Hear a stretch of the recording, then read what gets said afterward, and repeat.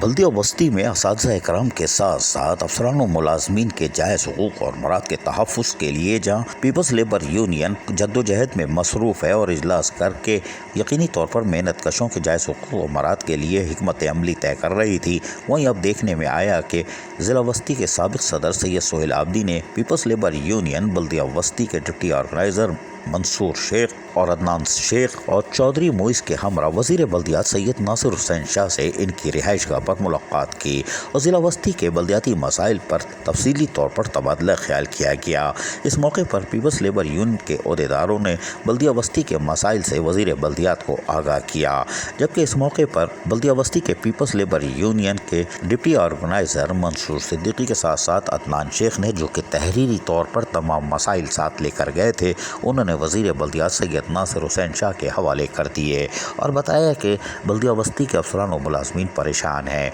बढ़ी हुई तनख्वाहों को ना मिलना और उसके साथ साथ असातिज़ा इकराम के टाइम स्केल, रिटायर मुलाजमीन के बकाए जात और उसके साथ साथ कॉन्ट्रैक्ट पर मौजूद असातिज़ा इकराम की मुस्तक़ली के हवाले से भी तफसीली तौर पर तबादला ख्याल किया गया और तनख्वाहें जो ताख़ीर का शिकार होती हैं उसके हवाले से भी बताया गया कि तमाम DMCs में बर वक्त तनख्वाह होती है, लेकिन बल्दिया बस्ती में अफसरानों की मौजें लगी हुई हैं और तनख्वाहें 10 से 15 तारीख को और उसके बाद जिन्होंने लोन लिए हुए हैं उनकी 20 से 22 तारीख को तनख्वाह होती है, जिससे मुलाजमीन फ़क़ाकशी का शिकार हो जाते हैं और माली बहरान का सामना होता है। तहम वज़ीर बल्दियात सैयद नासिर हुसैन शाह ने जब तफसीली तौर पर जहाँ उनसे मुलाकात की, वहीं पर ब्रीफिंग के बाद उनकी मिलने वाली सिफारिशात को भी बगौर पढ़ा और यकीनी तौर पर आने वाले दिनों में बल्दिया बस्ती के लिए कोई अच्छी खबर आ सकती है। अज़ीज़ आरिफ, KBS बल्दियाती न्यूज़ कराची।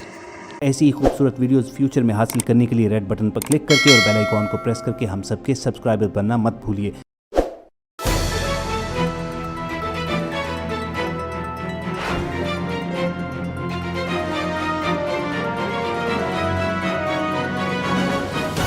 KBS